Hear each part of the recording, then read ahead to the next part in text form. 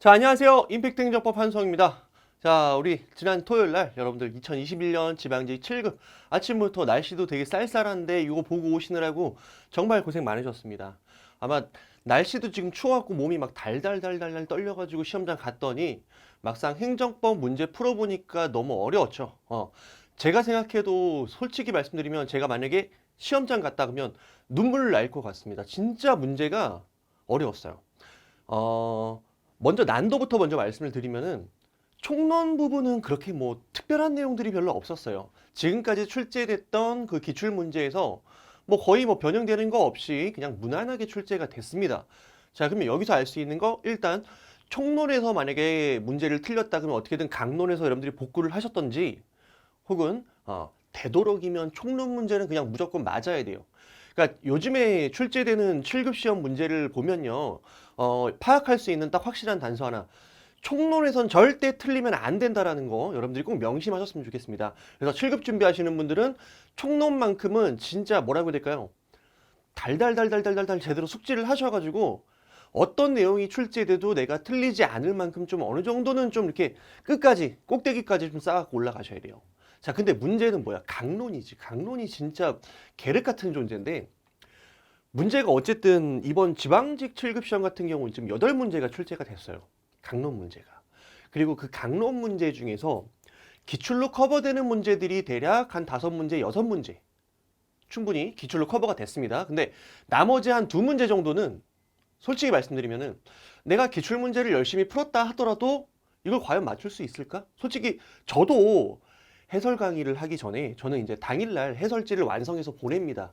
근데 문제는 이제 제가 직접 해설지를 써서 보내긴 하지만 그렇다고 이제 업로드하는 거는 이제 본사에서 하기 때문에 업로드 되는 데는 좀 시간이 걸리다 보니까 그 다음날 이제 보통 이제 오전에 업로드가 됩니다.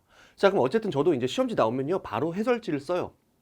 해설지를 쓰면 당연히 이제 문제를 풀어봐야 되잖아요. 근데 강론 문제 진짜 만만치 않다. 강사 입장에서도 이거 수험생이 이걸 어떻게 맞추지? 라는 생각이 들더라고요.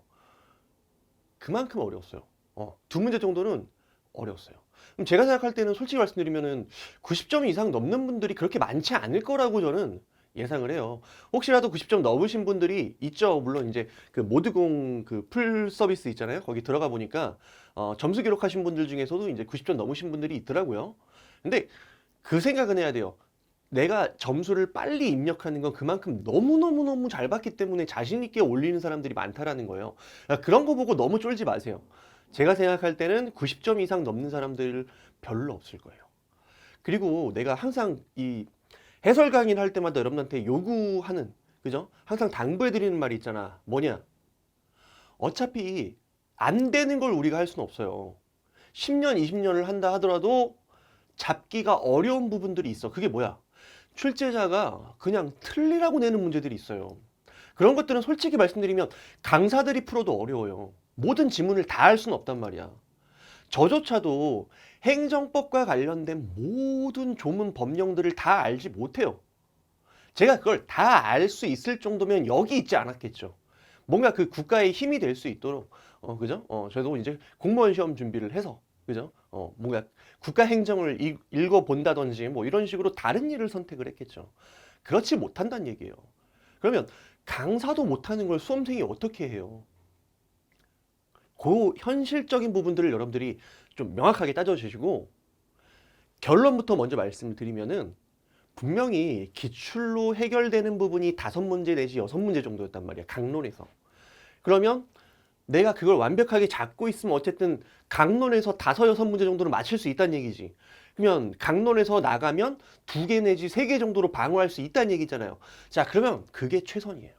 그 이상이 그 이상을 본인에게 기대하는 순간, 그죠? 그 기대하는 순간 마치 이런 거라고 생각하면 될 것 같아. 내가 테슬라처럼, 그죠? 뭔가 자동차 뭐를 개발해갖고 뭐 화성을 가겠다라는 목표를 가지고 뭔가 내 꿈을 달성하기 위해서 달려간다. 이런 경우랑 거의 똑같죠. 터무니없단 말이에요. 무슨 말인지 알겠어요? 근데 그 자동차 회사가 터무니없다는 얘기가 아니라 본인이 지금 수험생 입장으로서 말씀을 드리는 거예요. 그러니까 그런 현실적인 것들을 잘 고려를 하셔가지고요. 전략을 잘 짜주셔야 되는데, 자, 어쨌든 지금 7급 시험이 마무리됐잖아요. 결론, 뭐라고? 기출만 정확하게, 기출만 정확하게. 대신 총론은 진짜 기출을 완벽하게 정복을 해서 절대 틀리는 문제 없도록 하고, 그죠?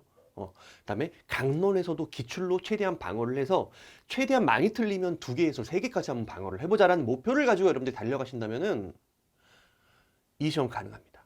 무슨 말인지 알겠죠? 자, 어쨌든 여러분들 진짜 고생하셨고요. 구체적인 해설 하나하나 한번 들어가 보도록 하겠습니다. 자, 1번부터 볼게요. 자, 1번 문제도 되게 무난했습니다. 정답부터 볼까요? 정답이 4번인데 이거 너무 빈출이죠. 너무 빈출이에요. 비진위 의사표시 무효에 관한 규정입니다.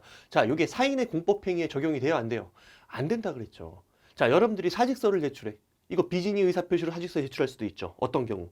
나는 사직할 마음이 전혀 없는데 오기로 아우 열받아 그러면서 사직서 제출할 수도 있잖아. 자, 그럼 어떻게 된다 그랬어요, 여러분들? 그 사직의 의사표시는 유효한 거라 그랬어요. 왜? 민법의 비진위 의사표시 무효에 관한 규정은 사인의 공법행위에는 적용되지 않거든요. 자, 빈출이니까 이거는 뭐 크게 설명할 게 없을 것 같아요. 그래서 정답은 그냥 4번이에요. 자, 나머지 가볍게 볼게요. 사인의 공법행위입니다. 자, 얘는 명문으로 금지되거나 성질상 불가능한 경우가 아니라면 그에 따른 행정행위가 행해질 때까지 처리할 수 있다. 자유롭게. 맞는 지문이죠. 자, 예를 들어서 내가 사직서를 제출했어요. 자, 그럼 내가 언제 잘립니까? 사직서를 제출했다고 바로 잘려요? 아니죠. 행정청이 즉 이 담당자가 사직서를 수리해서 의원면직 처분하면 잘린단 말이야. 그러면 의원면직 처분이 있을 때 내가 잘리는 효과가 나타나잖아요. 그때까지 의원면직 처분이 있기 전까지는 어때요? 아, 과장님 죄송합니다. 저 사직서 다시 돌려주십시오. 받아올 수 있다는 얘기예요. 그러니까 여러분들이 혹시라도 술 먹고 사직서 냈으면 어떻게 하라 그랬어요? 바로 그 다음날 달려갖고 사직서 뺏어오라고. 맞는 지문이죠. 그 다음에 신고필증 교부. 자, 맨날 말씀드리는 거 이거 중요해 안 중요해? 하나도 안 중요하다. 자, 자체 완성적 신고에서는 개별법에서 신고필증을 교부하도록 하는 경우가 있어요. 그 의미는 뭐라 그랬어? 신고서가 접수기간에 적법하게 도달됐다는 걸 단지 확인해주는 의미라고 그랬죠. 그러면 신고필증을 못 받았다고 해서 신고로서의 효력이 발생하지 않습니까? 아니라 그랬죠. 자, 그 다음에 수리를 요하는 신고 같은 경우에는 애초에 신고필증 교부 의무도 두고 있지 않다. 잘 필요하지 않는다. 반드시 필요하지 않다. 별로 안 중요하다. 이렇게 정리하시면 될 것 같고요. 그 다음에 3번째. 지위승계 신고. 이게 무슨 신고예요? 지위승계 신고. 자, 노란색이 겹치니까 색깔을 한 번만 바꿀게요. 지위승계 신고가 수리를 요하는 신고죠? 수리를 요하는 신고예요. 그럼 여기서의 수리는 뭐예요? 행정처분이죠. 행정처분이라는 건 무슨 효과가 있다는 얘기야? 법적 효과가 있다는 얘기예요. 법적 효과가 있다는 얘기는 무슨 말이에요? 권리를 발생시킨다든지 의무를 발생시킨다든지 이런 식으로 권리 의무에 영향을 미치는 걸 우리가 법적 효과 있는 행위라고 얘기를 하잖아요. 행정처분이란 말이에요. 자, 지위승계 신고하면 어떻게 돼요? 이거 누가 해요? 양수인이 합니다. 자, 양수인이 지위승계 신고하면 어떻게 돼요? 허가권자로서의 지위, 즉 다시 말하면 영업자로서의 지위가 어떻게 돼요? 양도인에서 양수인으로 넘어오는 법적 효과가 발생하죠. 사업허가자의 변경이라는 법률 효과를 발생시키는 행위다. 맞는 질문 끝. 너무 무난했다. 자, 2번. 행정입법. 자, 옳지 않은 거 항상 요거 표시하라 그랬어요. 자, 어느 시행령 규정이 모법에 저촉되는지가 명백하지 않습니다. 자, 그러면 자, 모법이 있고 엄마법이죠. 이 법에 따라 이제 시행령이 제정이 됐을 거란 말이야. 근데 이 시행령이 모법에 저촉되면 무효죠. 모법에 저촉되지 않으면 이건 적법하니까 유효죠. 그죠? 자, 근데 문제는 명백해 안 명백해? 명백하지가 않아요. 그럼 이 시행령을 법원이 봤을 때 어떻게 해석을 해야 되겠어요? 적법한 걸로 봐야 되겠어요? 모법에 위반되는 걸로? 아니면 얘가 모법에 부합하는 걸로 되도록 해석해야 되겠어요? 되도록이면 모법에 부합하는 방식으로 해석을 해줘야 돼요. 가능한 이 시행령을 제정한 사람의 어떠한 뭐라 그래야 될까요? 권한 존중 이런 측면에서 되도록이면 얘를 어떻게 해야 돼요? 적법한 걸로 봐야 되겠죠. 자, 이때는 모법과 시행령의 다른 규정들과 입법 취지, 영역 등을 종합적으로 살펴 모법에 합치되는 해석도 만약에 가능하다면 되도록이면 어떻게 그 규정을 모법 위반으로 무효로 선언하면 안 된다. 되도록이면 합치된다라는 식으로 해석을 내라. 그죠? 자, 그 다음에 법령의 위임이 없는데도 불구하고 법령에 규정된 처분 요건에 해당한 사항을 불형해서 지 맘대로 변경해서 규정했습니다. 자, 얘는 법규명령 형식이지만 어쨌든 상위법에 위임이 없는데도 지 맘대로 정했단 말이에요. 자, 그럼 얘를 뭘로 봐야 돼요? 법규 명령으로 봐야 돼요? 아니죠. 위임 없이 제정된 걸로 봐야 돼요. 뭐라고? 위임 없이 제정된 걸로 봐야 돼요. 자, 그렇다면 여기에 대외적 구속력은 인정할 수 있어, 없어요? 대외적 구속력은 인정할 수 없죠. 따라서 우리 판례에 따르면 얘를 뭐로 봅니까? 행정규칙에 불과한 것으로 봅니다. 따라서 얘는 뭐가 아니야? 법규가 아니죠. 법규가 아니라는 얘기는 얘는 행정규칙에 불과하기 때문에 대외적으로 우리 국민과의 관계에서 지켜야 할 법적 구속력이 없죠. 자, 그러면 행정청이 어떠한 처분을 하는데 이거에 반하는 처분을 했습니다. 위법합니까? 아니죠. 법규가 아니기 때문에 이거 안 지켜도 된단 말이야. 대외적으로는. 무슨 말인지 알겠어요? 자, 그러면 어떠한 처분이 있다고 할 때 그 처분이 위법한지 적법한지 여부는 이걸 가지고 판단하는 게 아니죠. 왜? 법규가 아니니까. 그 위에 있는 상위법을 기준으로, 법령을 기준으로, 법규를 기준으로 판단을 해야 됩니다. 자, 법령의 위임이 없는데도 법령에 규정된 처분 요건에 해당하는 사항을 만약에 불영 후 변경해서 규정했다면 처분의 적법 여부는 뭘 가지고 판단한다? 불영, 얘는 행정규칙이니까 얘를 가지고 판단하는 게 아니라 상위 법규성 있는 명령 등을 기준으로 판단을 해야 된다. 자, 그래서 이거는 틀린 지문. 너무 빈출입니다. 자, 그 다음에 제재적 행정처분 기준이 불영 형식으로 규정되어 있습니다. 자, 그러면 얘는 뭘로 봐야 돼요? 행정규칙으로 봐야 된다는 게 우리 판례의 태도죠. 형식이 불영일 때. 만약에 수익적 처분 기준을 담고 있으면 법규명령, 제재적 처분 기준을 담고 있으면 행정규칙. 자, 그때 그러한 처분이 적법하다고 해서 곧바로 당해 처분이 적법한 것이라고 할 수는 없다. 너무 맞는 말이죠. 2번, 3번은 같은 맥락이에요. 행정규칙이기 때문에 여기에 따라 처분을 했다 하더라도 이걸 적법하다 얘기할 수가 없는 거야. 항상 머릿속으로 기억해야 돼요. 적법하냐 위법하냐 이 처분이. 그럼 뭘 가지고 판단하는 거야? 근거, 법령, 즉 법규를 기준으로 판단하는 거야. 법규를 위반하면 위법하고 이 법규에 부합하면 적법한 거예요. 자, 그 다음에 행정규칙이 이를 정한 행정기관의 재량에 속하는 사항에 관한 것입니다. 그러면 우리 법원이 되도록 어떻게 해야 돼요? 이 재량 처분은, 행정청의 재량은 가급적 존중해 줘야 돼요. 따라서 재량에 따라 행정청이 어떠한 판단을 했을 때는 가급적 이 처분을 어떤 걸로 봐야 돼요? 적법한 걸로 봐줘야 돼요. 되도록이면. 그래서 특별한 사정이 없는 법원은 사법부는 어떻게 된대? 행정청의 이러한 재량적 판단을 존중하는 것이 바람직하다. 맞는 지문입니다. 그래서 섣불리 위법하다라고 판단하면 안 돼요. 자, 그 다음에 3번. 자, 최소 소송의 대상이 되는 행정작용. 그럼 행정작용 중에서 최소 소송의 대상이 된다고 했으니까 얘는 행정처분을 얘기하는 거죠. 행정처분에 해당하는 것은, 자, 기억. 한국 마사회. 왜 빨간색 돼 있어요? 자, 우리 공사법 구별할 때 얘기를 했죠. 한국 마사회는 그냥 일반적인 회사, 공사 이런 걸로 취급하라고 얘기를 했습니다. 따라서 만약에 회사에서 회사 직원한테 이런 식으로 면허를 취소한다든지 징계 형식의 어떠한 행위를 해요. 그럼 이건 행정처분이 아니죠. 무슨 소송의 대상이 돼요? 민사소송의 대상이 된단 말이야. 틀렸죠? 그 다음에 임용기간이 만료된 국립대학교 조교수가 있습니다. 자, 이 사람이 이제 재임용 신청을 했더니 재임용을 거부하는 취지로 임용기간 만료 통지를 했습니다. 자, 신청을 했는데 미안해, 임용기간이 만료됐어. 이 얘기는 뭐야? 너 안 뽑아주겠다는 얘기죠. 일종의 뭐예요? 재임용 거부 처분이죠. 자, 그래서 얘는 행정처분이 맞습니다. 취소 소송의 대상이 될 수 있죠. 맞습니까? 자, 요거 잘 체크하셔야 돼요. 그리고 여러분들 거부 처분의 성립 요건이 뭐라 그랬어요? 신청권의 존부라 그랬죠. 신청권이 있는 자가 신청을 했을 때 그걸 거부해야 거부 처분이 되죠. 아무런 신청권이 없는 사람이 뭐를 요구했을 때는 행정청이 가타부타 거기에 대해서 응답할 의무도 없고요. 거기에 대해서 거부를 했다 하더라도 소송 제기를 못 해요. 행정처분이 아니기 때문에. 근데 여기서 팁. 거의 우리 기출 판례, 그다음에 대부분의 판례는 임용 신청권은 대부분 인정해요. 특별한 어떤 특정한 이해관계를 갖고 있는 사람이라면 웬만하면 임용 신청권은 거의 대부분 인정을 했으니까 여러분들이 찍어도 맞출 수 있겠죠. 그 다음에 국가공무원법상 당연퇴직, 인사발령 요거는 행정처분이 아니죠. 아무런 법적 효과가 없어요. 왜? 자, 예를 들어서 내가 중범죄를 저질렀어요. 뭐 살인행위를 저질렀습니다. 원래는 공무원이었거든. 자, 그럼 어떻게 되겠어요, 여러분들? 법에 따라 당연히 잘리는 거예요. 그런 사람들이 공직에 있을 수는 없잖아. 자, 징계를 받아야 잘리나요, 이 사람들은?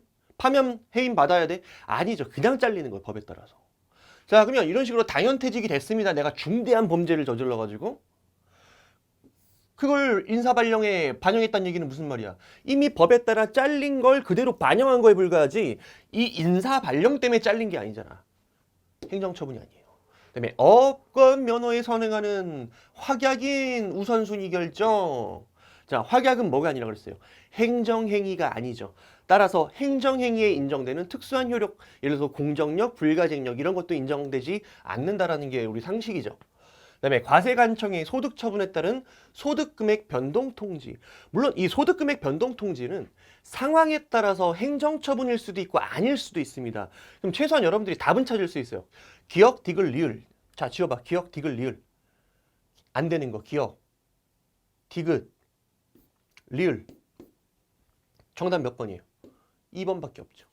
정답이 2번이에요. 자, 그럼 이거 한번 정리해 볼게요. 자, 소득금액 변동통지를 자, 법인에게 하는 경우가 있어요. 법인이 이제 원천 징수 의무자죠. 원천 징수 의무자. 얘가 징수해야 되는 어떤 의무를 갖고 여러분한테 줘야 되는 월급 중 일부를 떼서 과세관청에다 세금을 낸단 말이야. 그죠? 그 다음에 누구한테? 근로자, 즉 소득의 기속자. 내지 얘를 이제 뭐라고 합니까? 원천 납세 의무자라고 하죠.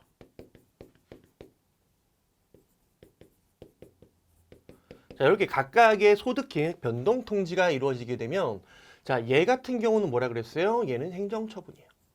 왜냐면 직접적인 권리 의무, 즉 원천 징수에 대한 의무 어떤 의무 범위가 바뀐단 말이에요. 그래서 얘는 행정처분이에요. 하지만 얘는 뭐가 아니야? 행정처분이 아니죠. 왜? 내세금이 많이 뜯기는 건 이 소득금의 변동통지에 따른 직접적인 효과가 아니라 그에 따라 법인이 나의 어떤 월급 중에서 더 많은 세금을 떼가는단 말이야. 그로 인해서 간접적으로 어떻게 해요? 내가 많이 떼이는 효과가 발생하는 거죠. 뭐 때문에? 얘가 많이 걷어가기 때문에. 그럼 직접적인 법적화는 어디에 발생해요? 요 법인이 징수하는 의무 범위에서 발생하기 때문에 얘는 행정처분이고 얘는 행정처분이 아니라고 말씀을 드렸습니다. 그래서 자, 어쨌든 미음은 맞는 지문으로 일단 체크를 하시면 될 것 같습니다. 자, 그래서 정답은 2번이고요. 그다음에 4번. 공공기관의 정보공개에 관한 법률, 정보공개에 대한 설명으로 틀린 거 찾아봅시다. 자, 청구인이 공공기관에 대해서 정보공개를 청구했는데 거부 처분을 받았습니다. 그럼 뭐라 그랬어요? 그거 자체가 법률상 이익 침해에 해당한다. 별도의 다른 법률상 이익이 침해됐다는 걸 입증할 필요가 있어요, 없어요? 없죠. 그래서 이게 맞는 지문이죠. 그래서 항상 말씀을 드렸잖아요. 이거 너무너무 강조했던 거예요. 정보공개법상의 정보공개 청구권이라는 건 그 자체가 법률상 이익이라고 얘기를 했습니다. 자, 그 다음에 두 번째. 비공개 대상 정보 중 진행 중인 재판에 관련된 정보입니다. 자, 이거 너무너무 많이 출제됐죠. 자, 진행 중인 재판에 관련된 정보 일체가 전부 다 비공개 대상입니까? 아니라 그랬죠. 그리고 소송 기록에 포함될 내용일 필요 있다고 했습니까? 그럴 필요는 없죠. 그래서 판례가 뭐라 그래요? 자, 진행 중인 재판에 관련된 정보란 소송 기록에 꼭 포함된 내용일 필요까지는 없지만 그렇다고 이와 관련된 일체의 모든 정보가 비공개 대상이 되는 것은 아니고 그중에 재판 결과에 영향을 미칠 위험성 있는 정보에 한정된다 이렇게 얘기를 했습니다. 기억나십니까? 너무 많이 출제된 거죠. 맞는 지문이야. 왜? 재판 결과에 영향을 미치면 당연히 비공개를 해야 될 거 아니야. 법관이 만약에 재판하려고 그러는데 그 정보가 외부로 유출이 돼요. 그러면 여론 신경 쓰느라 공정한 재판을 할 수 있겠습니까? 절대 못하죠. 남 눈치만 볼 거란 말이야. 그죠? 그다음에 세 번째. 자, 법원이 행정기관의 정보공개 거부 처분의 위법 여부를 심리한 결과. 자, 일단 정보공개 청구했는데 공공기관이 거부를 했습니다. 그래서 우리 국민이 불만이 있어서 소송을 제기한 거죠. 그죠? 자, 그때 비공개 사유에 해당하는 부분하고 그렇지 않은 부분이 혼합돼 있대요. 자, 그러면 비공개 사유에 해당하는 부분은 비공개한 건 어때요? 비공개한 거? 즉 거부한 거? 적법하죠. 공공기관은 비공개 사유니까 거부를 했을 거란 말이야. 반면에 그렇지 않다는 얘기는 무슨 말이야? 이건 공개를 했어야 되는 부분이죠. 비공개 못하는 부분이야. 그런데 비공개 결정을 했다는 얘기는 요거는 위법한 거예요. 그래서 적법한 부분과 위법한 부분이 분리가 돼요. 지금. 그래서 청구 취지에 어긋나지 않는 범위 내에서 두 부분을 분리할 수 있대요. 자, 그때 공개 가능한 정보에 국한하여 이 부분이죠. 자, 이 부분에 한해서 정보공개 거부 처분의 일부 취소를 명할 수 있다라는 게 우리 판례의 태도예요. 이 두 부분이 분리가 가능하기 때문에 얘만 취소하면 되는 거야. 그래서 얘만 일부 취소하는 거죠. 자, 그래서 정답은 3번. 자, 정보 공개를 요구받은 공공기관이 법률에서 정한 비공개 사유에 해당하는지를 주장 증명하지 아니한 채 개괄적인 사유만 들어서 공개를 거부했습니다. 잘못됐죠? 이것은 허용되지 않습니다. 당연한 거야. 우리 정보공개법에서도요. 만약에 정보공개 청구 들어왔을 때 공공기관이 비공개를 하고 싶어요. 그럼 어떻게 해야 된다고 법에서 규정을 하고 있어요? 몇 조 몇 호의 비공개 사유인지. 왜? 우리 그 정보공개법 구조 1항 단서에는 8가지 비공개 사유를 두고 있잖아요. 그럼 그 중에 몇 호의 비공개 사유인지를 증명하면서 비공개하도록 하고 있어요. 따라서 이런 식으로 몇 호의 비공개 사유인지를 전혀 주장하지도 증명하지도 않은 채 그냥 개괄적인 사유만 들었다. 그거는 잘못된 거예요. 허용되지 않습니다. 자, 정답은 3번. 5번 행정기본법이 나왔네요. 자, 이런 것들은 이제 앞으로 지방직 7급 시험뿐만 아니라 다른 기타 9급 시험에서도 충분히 응용돼서 출제될 수 있으니까요. 이런 문제들은 여러분들이 주의 깊게 잘 보셔야 돼요. 자, 1번. 행정청은 적법한 처분의 경우입니다. 자, 위법한 처분은 뭐합니까? 행정청이 직권 취소하냐? 적법한 처분은 나중에 사정 변경 등을 이유로 뭐를 합니까? 철회를 하죠. 자, 그때 우리 당사자에게 직권 철회 신청권이 인정이 됩니까? 안 된다라고 그랬죠. 그러니까 직권 취소, 직권 철회예요. 그래서 원칙적으로 신청권이 인정되지 않습니다. 따라서 이건 완전히 틀린 질문이죠. 당사자의 신청이 있는 경우에만 처리가 가능하다. 아니죠. 이거는 직권으로 하는 거예요. 직권으로 철회를 하는 거예요. 누가? 처분청이. 정답이 아니라 이건 이제 틀린 지문이고요. 2번. 행정청은 처분에 재량이 있는 경우에 법령이나 행정규칙이 정하는 바에 따라 완전히 자동화된 시스템으로 처분할 수 있다. 일단 틀렸습니다. 자, 이거는 틀린 구석이 되게 많아요. 이 지문 내가 별표 칠게요, 여러분들. 앞으로 출제 가능성 되게 높은 지문이고 미리 지방직 7급 시험에서 여러분들에게 힌트를 준 거예요. 앞으로 내가 어떤 식으로 출제하겠다라는 걸 2가지 포인트를 다 내놨어요. 자, 첫 번째. 완전히 자동화된 시스템으로 처분하는 것. 즉, 사람이 하지 않고 기계에 맡길 수 있는 것. 재량행위에 됩니까? 안 됩니까? 안 되죠. 우리 행정기본법에서는 오로지 기속행위에서만 가능하다. 이렇게 명문으로 규정하고 있기 때문에 재량이 있는 경우에는 안 된다. 안 된다라는 명문의 규정이 있어요. 안 돼요. 근데 여기까지는 여러분들이 아마 힌트를 얻었으니까 답 찾는 게 그렇게 어렵지는 않았을 거예요. 어쨌든 이건 틀렸습니다. 자, 근데 이 시험 말고 다음 시험까지 우리가 준비를 해야 되잖아. 그러면 그 다음 포인트까지 기억하셔야 돼요. 자, 기속행위의 경우에만 예를 할 수 있는데요. 그때 우리 행정기본법은 법령이나 행정규칙 대신 여기에 뭐가 들어가 있냐면 법률이 들어가 있어요. 법률. 법령, 행정규칙 X예요. 되게 어렵죠? 이 내용이 제 기본서에 2020년 기본서에 수록이 돼 있고요. 제가 날개단에 자세하게 설명을 드려놨고요. 심지어 예상 기출 문제까지 집어넣어놨습니다. 이 부분. 앞으로 출제 가능성이 있는 부분이에요. 왜냐? 이 입법자가 처음 행정기본법을 만들 때 그 행정기본법 안에는요. 법령이 들어갔어요. 법령. 자, 법령이라는 건 꼭 국회가 만든 법률만 얘기하는 게 아니잖아. 뭐까지 포함하는 거예요? 법령이라는 건. 뭐 대통령령처럼 행정입법을 포함하는 개념이란 말이야. 이 법령이라는 거. 자, 근데 나중에 행정입법안이 나중에 이제 국회에 통과할 때 법이 이제 수정이 됩니다. 어떻게? 얘 대신 법률로 만들어요. 그럼 그 이유가 뭐냐 싶어가지고 이제 그 법제처의 그 법조문 해설과 관련된 내용을 찾아보니까 자, 뭐라고 돼 있냐면요.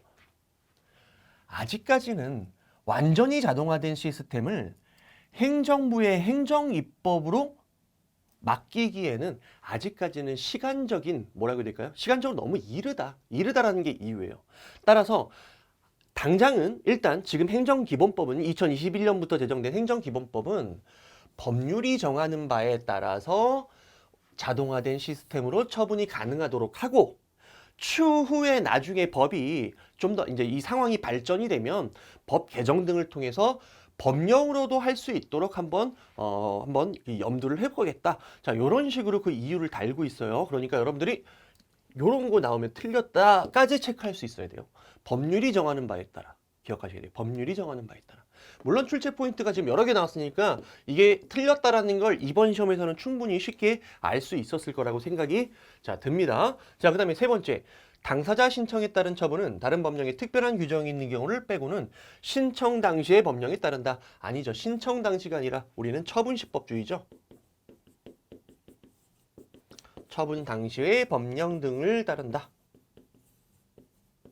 그래서 3번은 틀렸습니다. 자, 그럼 정답은 딱 4번이죠. 4번은 얼마나 많이 출제된 거예요? 새로운 법령 등은 신법이죠.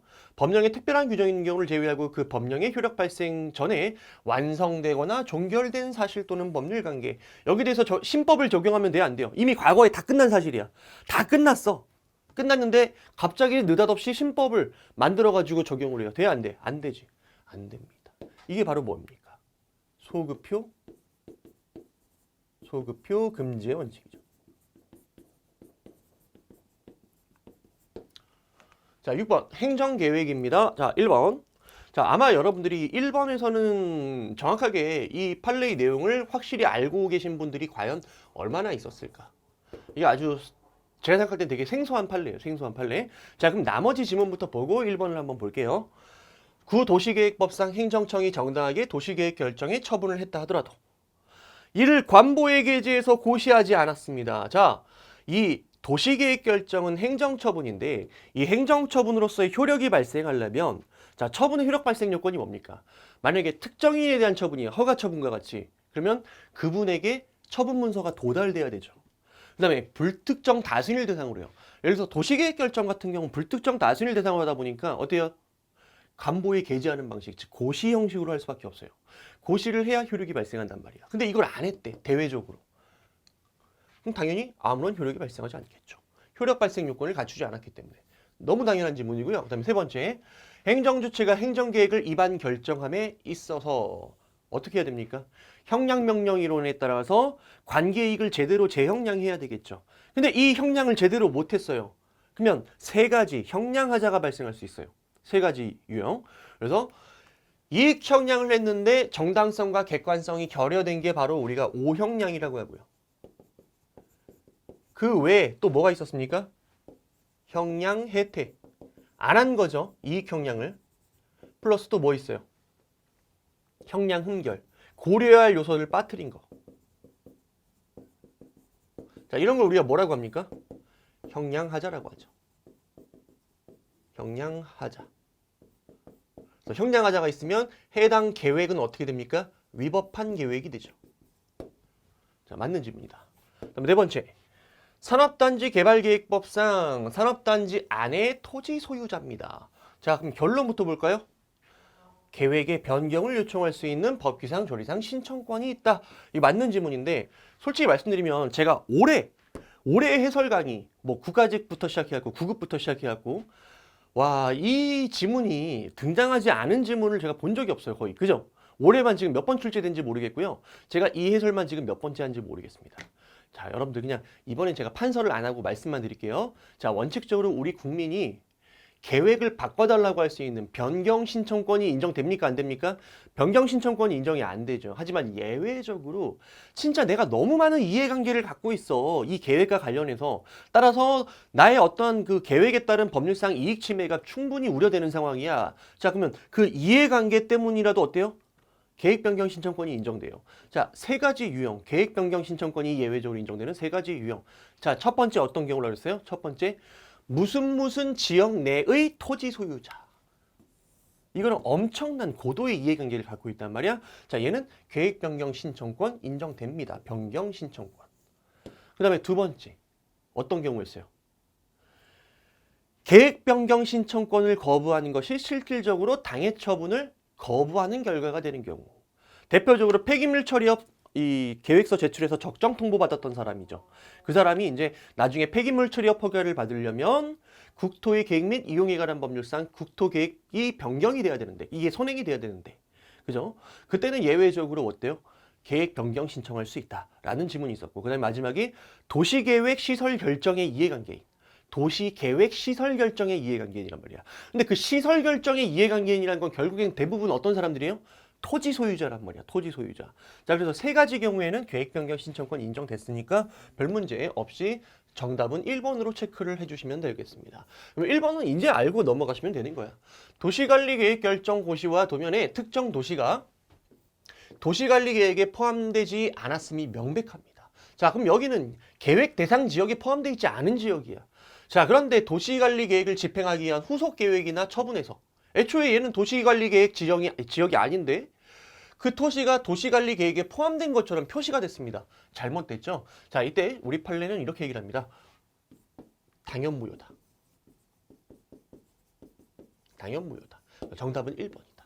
이렇게 여러분들이 체크를 하고 넘어가시면 될 것 같아요. 자, 그 다음에 7번 갈게요. 행정절차법, 행정절차. 자, 옳지 않은 거. 자, 직위해제입니다. 국가공무원법상 직위해제. 자, 얘는 처분사유설명서 등 국가공무원법에서 우리 행정절차법에 준하는 절차를 이미 여기서 미리 규정하고 있어요. 그런데 굳이 다시 행정절차법을 적용할 필요 있어요, 없어요? 없죠. 없어. 그러니까 처분의 사전통지 및 의견 청취 등에 관한 행정절차법이 적용되지 않는다. 너무너무 맞는 지문이고 100번 이상 출제된 거죠. 그 다음에 정답은 2번에서 딱 골라내야 되겠죠. 행정예고기간입니다. 며칠 이상? 20일 이상. 20일 이상. 자, 반면에 행정예고 말고 뭐? 행정상 입법예고. 자, 이거는 며칠 이상? 40일 이상이죠. 단 자치법규는 며칠 이상? 조례와 같은 자치법규는 절반으로 줄죠? 20일 이상. 자, 요거 여러분들이 이제 당연히 알고 있을 거라고 생각이 듭니다. 그래서 정답은 2번 찍고 그 다음 문제 넘어가셨어야 되겠죠? 자, 그 다음에 3번. 신청인이 신청에 앞서 행정청의 허가 업무 담당자에게 신청서 내용에 관한 검토를 요청했네요. 자, 지금 무슨 상황이야? 국민이 뭔가를 신청하는 상황입니다. 자, 근데 우리 판례가 신청은 어떻게 하라고 했어요? 신청은 확정적으로 하라고 했어요. 확정적, 명시적 의사표시로 하라고 했어요. 저 이거 신청합니다. 이거 해주세요. 이런 식으로 해야 돼요. 자, 근데 이건 뭐야? 허가 담당자한테 그냥 이 신청서요 아무 문제 없나요? 라고 물어본 거예요. 이게 신청한 거예요? 아니라 그랬죠. 그래서 얘는 특별한 사정이 없는 한 명시적이고 확정적인 신청의 의사표시가 있다고 하기는 어렵다. 그럼 신청으로 보지 않습니다. 이거는. 그 다음에 네 번째. 자, 거부 처분 나왔네. 와, 사전 통지 대상 되냐? 아니죠. 이거 뭐 설명할 거 있어요? 없죠. 사전 통지 및 의견 제출 기회는 언제 하는 거라 그랬어요? 당사자의 권익을 제한하거나 의무를 부과하는 처분을 할 때. 하지만 거부 처분은 원점이라 그랬죠. 의무를 부과하는 것도 아니고 권익을 제한하는 것도 아닌 단순한 원점, 제로예요. 따라서 사전 통지의 대상이 되지 않죠. 맞는 지문입니다. 자, 정답은 2번. 8번. 행정쟁송에 대한 설명으로 틀린 것은. 자, 요거는 우리가 이제 총론에서 손실보상법 파트에서도 너무너무 많이 봤던 부분이에요. 자, 공익사업을 위한 토지 취득 및 보상에 관한 법률이고요. 자, 이때 사업시행자, 토지 소유자 또는 관계인이 토지수용위원회의 재결에 이제 불복을 하는 상황입니다. 자, 그러면 토지수용위원회 여기서 이제 재결을 내렸겠죠. 자, 여기 대해서 이제 불복을 해요. 여러분들이 이제 이의 신청해서 불복을 해요. 그러면 중앙토지수용위원회 가죠. 중앙토지수용위원회. 자, 여기서 이제 이의 재결을 내리죠. 이의 재결을 내린 다음에 그 다음에 이제 소송을 제기할 거란 말이야. 자, 그때 여러분들이 만약에 이것만 거치고 소송을 제기했어요. 이거 돼, 안 돼? 되죠. 왜? 이거는 임의적 전치 절차예요. 이것 꼭 거칠 필요가 없어요. 그래서 요거 하고 바로 소송을 제기한다. 소송을 바로 제기한다. 자, 그럼 며칠 이내? 90일 이내. 자, 그 다음 색깔을 한 번만 바꿀게요.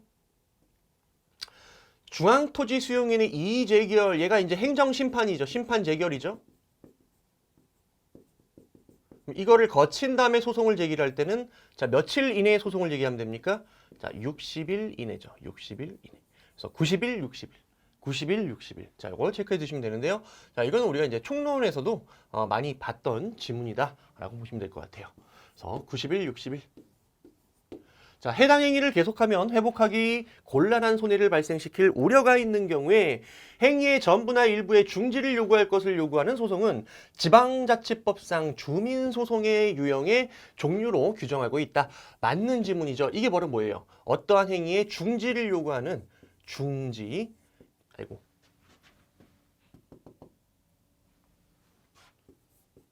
자, 부작위. 청구 소송이 되겠죠.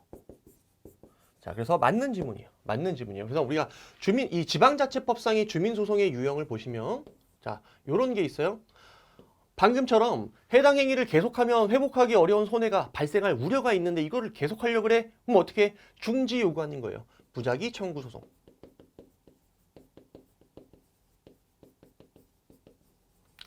자, 그 다음에 어떠한 위법한 처분 이런 것들을 취소해달라. 또는 무효임을 확인해달라. 자, 이런 게 이제 지방자치법에 규정되어 있습니다. 지방자치법. 자, 그 다음에, 자, 어떠한 그러니까 행정청이 어떤 자기 의무가 있음에도 불구하고 이걸 이행하지 않을 때 부작위 위법 확인 소송. 자, 마지막으로 이 지방자치단체가 받을 돈이 있어. 받을 돈이 있는데 안 받아. 예를 들어서 뭐 손해배상이라든지 변산명령이 있을 때 거기에 따른 받을 돈이 있는데도 불구하고 그걸 안 받고 있네.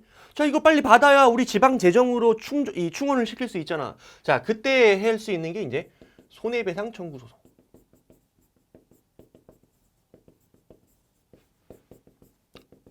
그다음에 부당이득 반환 청구 소송.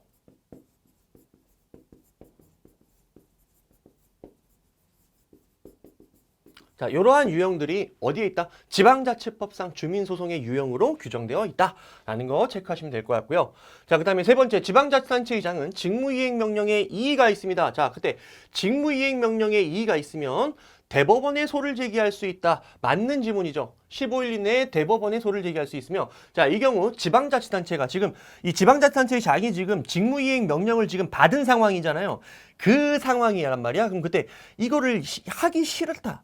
문제가 있다. 직무이행 명령에 문제가 있다. 그러니까 대법원에 소를 제기했을 거 아니야. 자, 그때 우리 법조문에도 이렇게 규정하고 있어요. 이 경우 지방자치단체의장은 이행명령의 집행을 정지하게 하는 뭐를 할 수 있다? 집행정지 결정을 신청할 수도 있다라고 이 지방자치단체의 불복과 관련해서 규정을 하고 있습니다. 자, 이게 스토리가 이렇죠. 자, 요거를 이제 좀 지우고 해도 되겠죠. 스토리가 이렇죠. 자, 예를 들어서 자, 만약에 장관이 시장한테 시장이 하는 이제 시장에서 이제 지방자치단체의 업무와 관련해 가지고 자기 이제 자치사무가 있을 거고 단체 위임 사무가 있을 거고 자, 기관 위임 사무가 있을 거란 말이야. 그죠? 자, 근데 만약에 이놈이 시장한테 이제 자치사무나 단체 위임사무와 관련된 이제 위임된 사무와 관련해 갖고 시장이 뭔가 법령에 어긋나는 행위를 한다든지 부당한 행위를 해요. 자, 그때 거기에 대해서 시정명령이라든지 잘못된 처분에 대해서 중지 취소 같은 것들을 할 수가 있어요. 자, 그때 시정명령이라든지 중지 취소를 여기서 이제 명하게 됩니다. 자, 시정명령이나 여기 대해서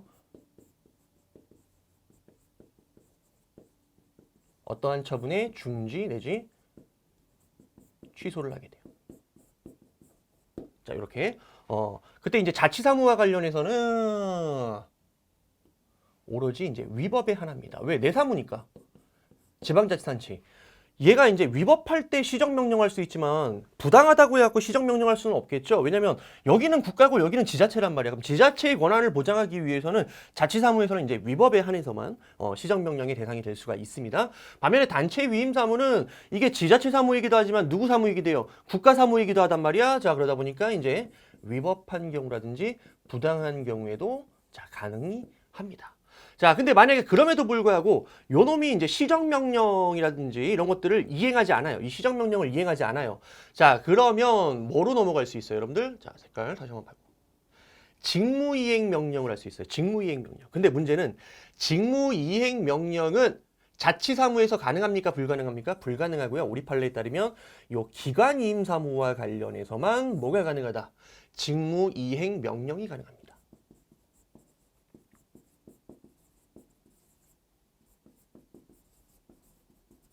그래서 우리 직무이행명령의 대상은 오로지 기관위임사무에 한한다라는 거 체크를 해두시고요. 자, 그 다음에 이제 시장이 만약에 불복을 해요. 이와 관련해서. 자, 시정명령이 있어서 불복할 수도 있고요. 자, 직무이행명령이 있어서 불복을 할 수도 있을 겁니다. 자, 그때 시정명령에 대해서는 자, 시정명령에 대해서는 자, 이 시장이 여기에 대해서 불복해서 소송을 제기할 수 있습니까? 없습니까? 소제기가 안 돼요. 왜? 규정이 없어요. 일단. 반면에 직무이행명령과 관련해서는 소제기가 가능하죠. 불복이 가능하다는 얘기예요. 소송을 통해서. 요거 하나 체크를 일단 해주시면 될 것 같습니다. 자, 그중에서 이 직무이행 명령과 관련된 대법원에 대한 소재기와 관련해서 규정하고 있습니다. 그래서 3번은 맞는 지문이고요. 그다음에 네 번째, 지방자치단체장은 자치사무에 관한 시정명령이나 처분의 취소 또는 정지에 대해서 이의가 있으면 시정명령, 취소처분, 정지처분을 통보받은 날로부터 15일 이내 대법원에 소를 제기할 수 있다. 자, 틀린 지문이에요. 왜 틀렸다고? 요 시정명령에 대해서 불복할 때 이 시정명령에 대해서 대법원에 소를 제기할 수 있다는 규정이 있어요? 없어요? 없습니다. 여기 대해서는 시장이 불복할 수 있어 없어요? 불복할 수가 없다라는 거. 자, 여러분들이 체크를 하시면 되겠습니다. 자, 그다음에 9번 공법상 계약에 대한 설명으로 자, 틀린 거. 자, 1번 보면 여러분들이 아마 이 판례를 보신 분도 있고 못 보신 분들도 분명히 있을 거예요. 호불호가 분명히 갈릴 겁니다. 자, 근데 제가 수업 시간에 팁을 드렸어요. 이거는 이제 판례의 대부분의 어떤 일체의 경향인데요. 예를 들어서 이런 판례 보셨죠? 국가를 당사자라는 계약에 관한 법률에 따라 국가가 당사자가 되어 체결하는 이른바 공공계약. 이거 무슨 계약이에요? 사법상 계약이라고 이러면서 여기에는 사적 자치의 원칙과 계약자의 원칙 등 사법의 원리가 적용이 될 수 있다. 이렇게 얘기를 합니다. 그죠? 그래서 이거를 고유명사처럼 여러분들이 외우라 그랬습니다. 자, 어떻게? 무슨 법에 따라 누가 당사자가 되어 체결하는 계약. 자, 그러면 이 국가를 당사자는 계약에 관한 법률에 따라 국가가 당사자가 되어 체결하는 계약도 무슨 계약이야? 사법상 계약이죠. 그럼 이렇게 생각할 수 있어요. 이러한 법에 따라 정부 투자기관이 일방 당사자가 되어 체결하는 계약도 하물며 뭐야? 국가가 하는 것도 사법상 계약인데 얘가 하는 계약도 무슨 계약으로 보시면 돼요? 사법상 계약으로 여러분들이 가시면 되는 거예요. 더 깊게 갈 필요 있어 없어? 없습니다. 자, 그래서 맞는 지문이 되겠습니다.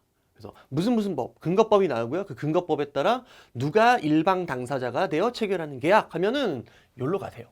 됐습니까? 그 다음에 두 번째, 구중소기업 기술혁신촉진법상 중소기업 정보화 지원 사업에 따른 지원금 출연을 위해서 자, 중소기업 청장이 체결하는 협약 나왔네. 협약 이거 뭐예요? 공법상 계약이죠.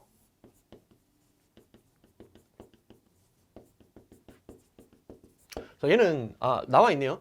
공법상 대등한 당사자의 의사표시 합치로서 성립하는 이른바 뭐다? 공법상 계약에 해당한다. 자, 맞는 지문이 되겠다. 자, 그 다음에 행정청이 자신과 상대방 사이의 일방적인 의사표시를 종료시켰다.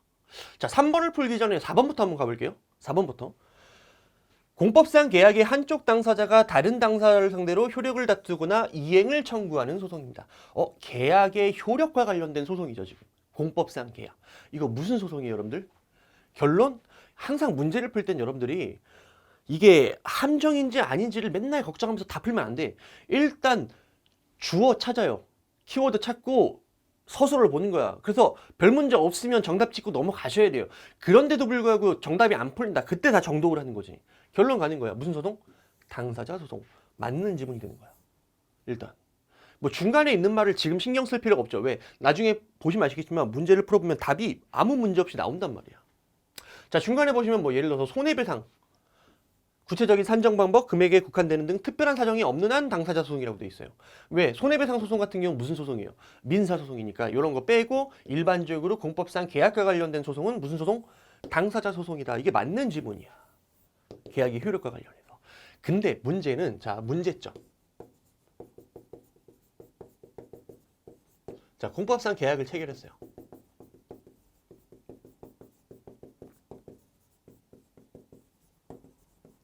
체결 후에 그 중에 당사자가 있을 겁니다. 계약의 당사자. 가령 누굴까요?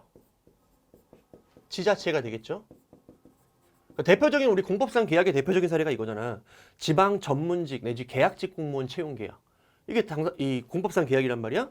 자, 그때 일방 당사자인 지자체가 해당 계약직 공무원을 상대로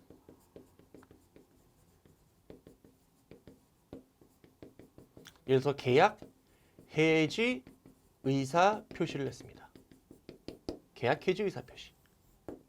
자, 그때 이 계약 해지 의사 표시가 행정처분이냐 아니면 단순한 계약상의 의사 표시에 불과하냐. 물론 우리 결론은 알고 있죠. 이 계약직 공무원과 관련해서 계약 해지 의사표시는 행정처분이 아닌 단순한 계약 일방 당사자로서의 의사표시란 말이에요. 따라서 이거는 항고 소송이 아닌 당사자 소송의 대상이 되는 겁니다. 근데 항상 이 계약 해지 의사표시는 행정처분이거나 혹은 계약 일방 당사자로서의 의사표시입니까? 이게 되게 애매한 경우들이 많아요. 잘 생각해봐요, 여러분들. 자, 이거를 지우고, 이거 왜 안 지워지지? 이렇게 써볼게요. 계약 해지 의사표시.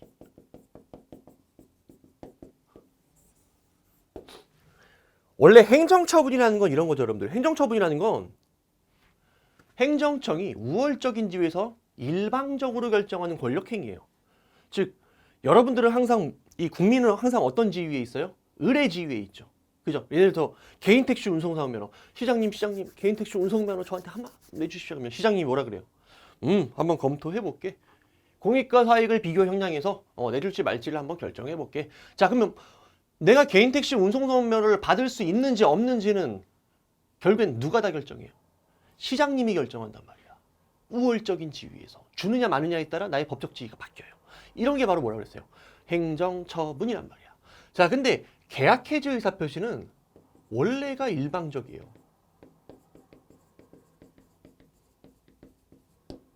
자, 그러다 보니까 이게 단순한 계약상의 의사표시인가? 아니면 이게 행정처분으로 봐야 되나? 물음표가 뜰 수 있다는 얘기야. 왜 예를 들어서 여러분들이 휴대폰 전화가입 계약 해지를 해요. 예를 들어서 LG를 쓰다가 이제 SK로 넘어가고 싶은 거야. 그럼 여러분들이 이제 매장에 가갖고 휴대전화 가입 계약을 해지하려고 그러죠. 그러면은 그 매장 직원들이 뭐라 그래요? 아, 다시 한번 생각해 보시죠. 이거 저희가 뭐 이런 서비스들도 있는데 이런 것도 한번 누려보세요. 막 이렇게 얘기를 할 거란 말이야. 근데 뭐라 그래? 아, 저는 싫어요. 그만하고 싶습니다. 자, 해지하겠습니다. 이렇게 얘기를 한단 말이야. 그러면 그 대리점 입장에서는 여러분들이 지금 뭐를 한 거야? 갑질행위를 한 거란 말이야. 대리점이 어떻게 조율할 수가 없지. 여러분들이 일방적으로 한단 말이야. 자, 근데 이게 행정처분입니까? 아니죠. 계약 해지라는 건 원래 일방적이란 말이야. 무슨 말인지 알겠습니까, 여러분들? 자, 따라서 이게 계약 해지 의사표시라는 게 어떻게 보면 행정처분일 수도 있고 어떻게 보면 뭐가 될 수 있다고? 단순한 계약 당사자로서의 의사표시에 불과할 수도 있단 말이야. 자, 그러다 보니까 우리 판례가 어떻게 판단합니까? 우리 판례가 개별적으로 판단해요. 그때그때. 무조건 얘는 행정처분이다. 틀렸죠. 무조건 얘는 계약 당사자로서의 의사표시다. 이러면 틀려요. 사안에 따라 다 다르다는 얘기야. 개별적으로 판단한다. 이렇게 체크를 하셔야 돼요. 자, 그때 만약에 해지를 할 때 법령에 근거한 계약 해지로 판단이 되면 얘를 처분으로 봅니다.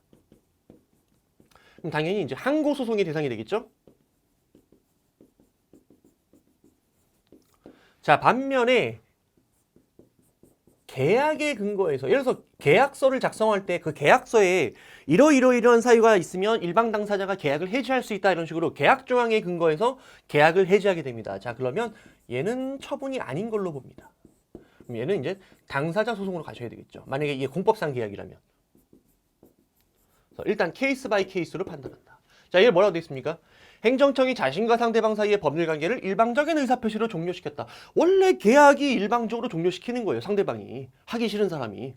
자, 그때 공법상 계약관계의 일방 당사로서 대등한 지위에서 행하는 의사표시가 아니라 공권력 행사로서의 행정처분에 해당한다. 틀렸죠. 알 수 없다. 그때 다르다. 이게 될 수도 있고 저게 될 수도 있다. 정답은 3번입니다.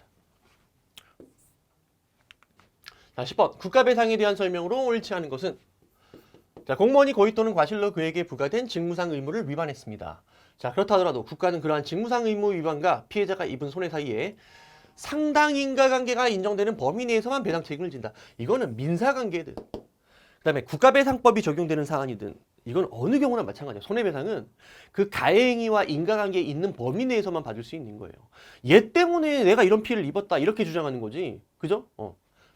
자, 그 다음에 공무원의 부작위로 인한 국가배상 책임입니다. 자, 이거를 인정할지 여부가 문제되는 경우 공무원에 대해서 자기 의무를 명하는 형식적 법률에 규정이 없는 경우에 국가배상 책임이 인정되지 않는다. 이거 너무 빈출이죠? 틀렸습니다. 일단 부작위가 위법하려면 공무원에게 일정한 자기 의무를 명해야 돼요. 근데 이 자기 의무를 명하는 그 근거는 법에서 자기 의무를 부과했을 수도 있지만 우리 판례 뭐라 그랬어요? 명시적인 자기 의무를 분거하는 어떤 그 법령의 규정이 없다 하더라도 조리상 자기 의무가 인정되는 경우도 있습니다. 그죠? 그래서 얘는 틀린 지문이에요. 자, 그 다음에 국가배상법상 5조 소정의 공동의 영조물이란 공유나 사임을 불문하고 맞죠? 자, 영조물 얘는 강학상 공물을 뜻한다라고 얘기했고요. 공물의 핵심은 뭐가 아니라고? 소유가 아니라 관리가 핵심이라 그랬어요. 그래서 국가가 뭔가를 관리하고 있는데 이게 국가 소유가 아니에요. 그럼 이거 공물 아닙니까? 아니죠. 국가 게 아니라 하더라도 국가가 관리를 하고 있으면 얘가 뭐가 되는 거야? 공물이 되는 거예요. 그 중에서 우리 이제 기출됐던 포인트는 이 관리가 무슨 관리? 법적 권한이 있어서 하는 관리. 예를 들어서 소유권, 임차권 이런 것들 계약을 체결해서 관리하는 경우도 있지만 사실상 관리하는 경우 이런 것도 포함된다는 게 지금까지 수없이 출제됐죠. 그래서 맞는 지문이 되겠습니다. 그 다음에 설치 공사 중인 옹벽입니다. 아직 옹벽으로서 완성이 됐습니까? 공물로서 완성이 안 됐죠. 자, 그럴 때는 우리 국가배상법상 영조물에 해당한다고 할 수 없다. 맞는 지문이 되겠습니다. 정답은 2번이고요. 그 다음에 11번. 자, 옳지 않은 것은 조세심판 청구에 대한 결정기관입니다. 자, 우리 조세와 관련해서는 필요적 행정심판 전치주의가 적용되죠. 그래서 우리 국세기본법상 심사청구 및 심판청구를 반드시 거친 다음에 소송을 제기를 해야 됩니다. 자, 그때 심판청구에 대한 결정기관은 자, 국무총리 소속의 조세심판원이 됩니다. 자, 그리고 얘는 조세심판원이 내린 결정은 뭐가 돼요? 행정심판 재결이 되기 때문에 재결에는 무슨 효력이 있어요? 기속력이 있죠. 당연히 여기서도 조세심판의 결정은 관계행정청을 기속하게 됩니다. 자, 맞는 지문이고요. 자, 그 다음에 2번 조금 어려우셨을 텐데 우리가 이제 기출하면서 팁을 알려드렸어요. 키워드 내가 표시해드렸죠. 뭐 연금 그 문제가 아니네요. 죄송해요.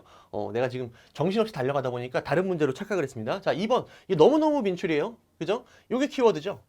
연금법령의 개정 때문에 퇴직연금 계속 받아오던 사람한테 일부 금액에 대한 지급 정지를 명하게 되었습니다. 자, 이거 행정처분입니까? 행정처분 아니라 그랬죠. 행정처분이라는 건 행정청의 의사대로 뭔가 결정을 해야 행정처분이에요.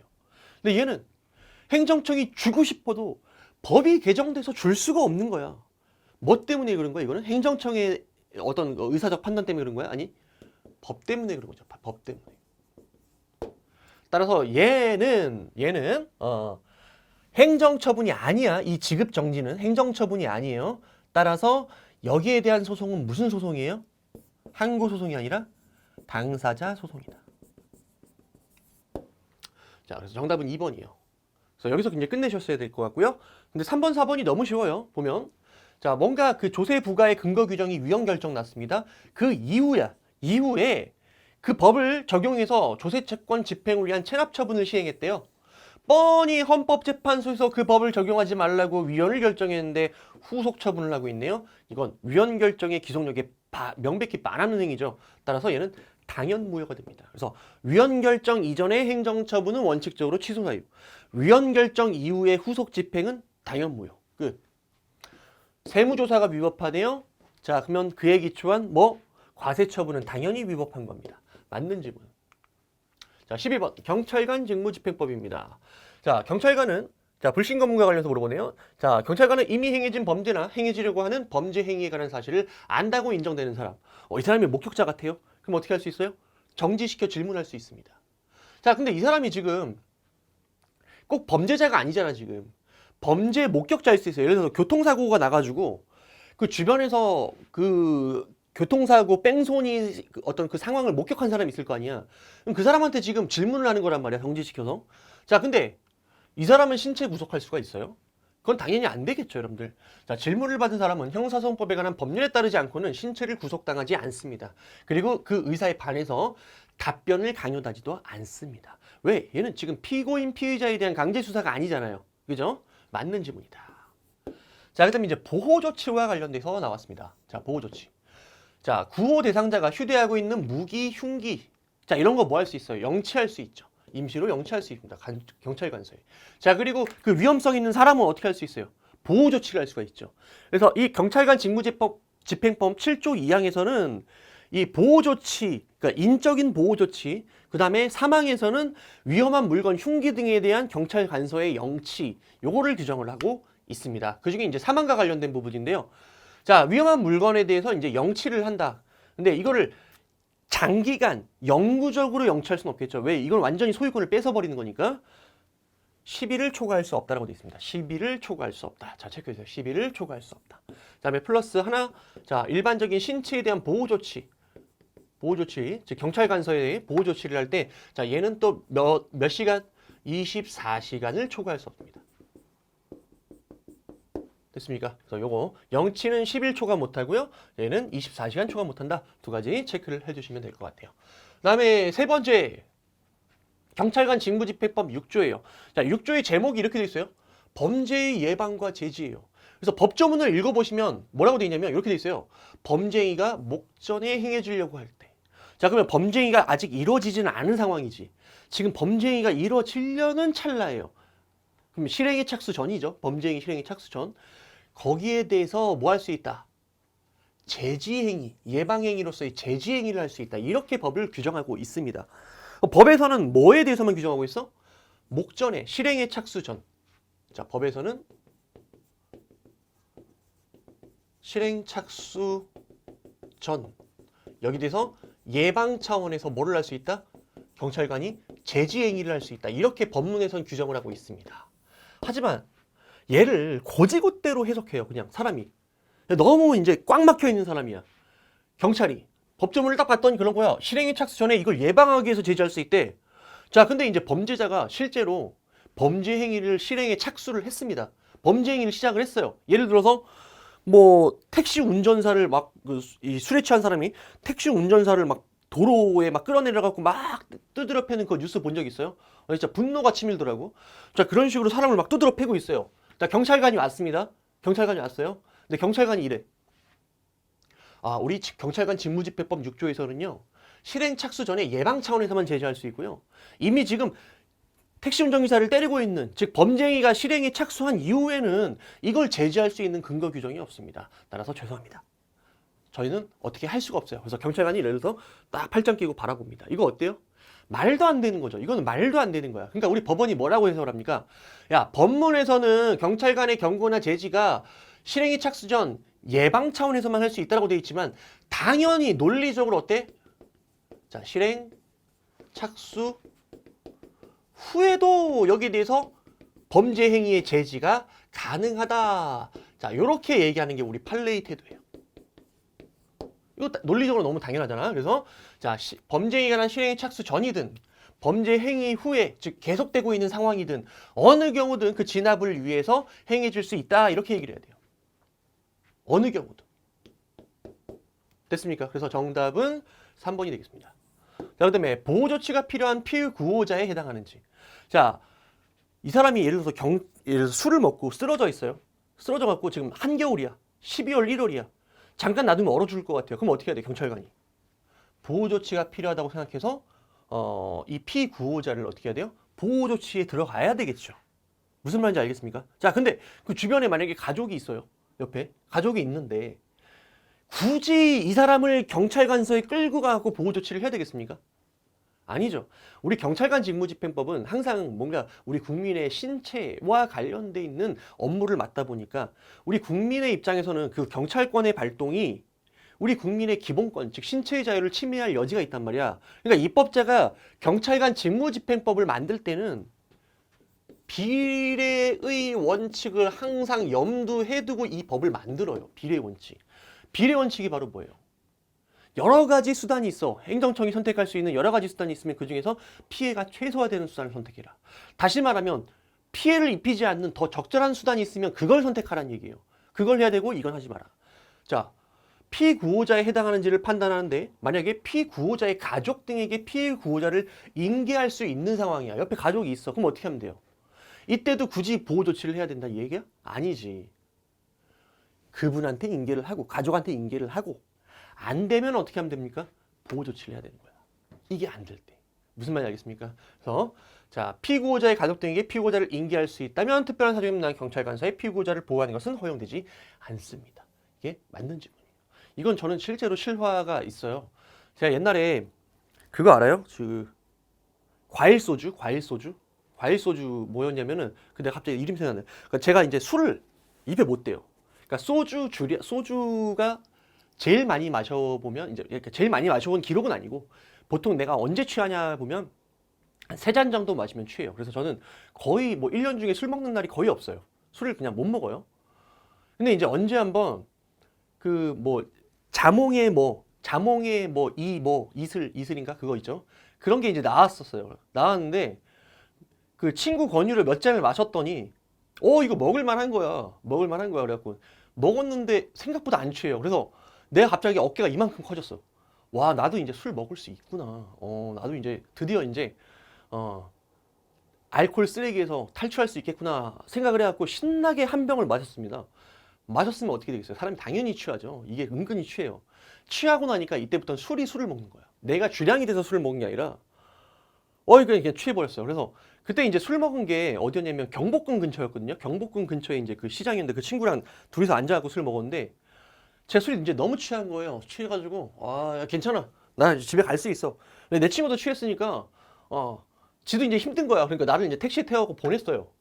택시에 탔는데 택시 타는 순간 현기증이 오더라고. 근데 거기까지 기억이 나요. 현기증이 나더니 푹 쓰러졌어요. 쓰러지고 눈을 떠보니까 경찰서더라고요. 경찰서. 그 근방에 경찰서더라고요.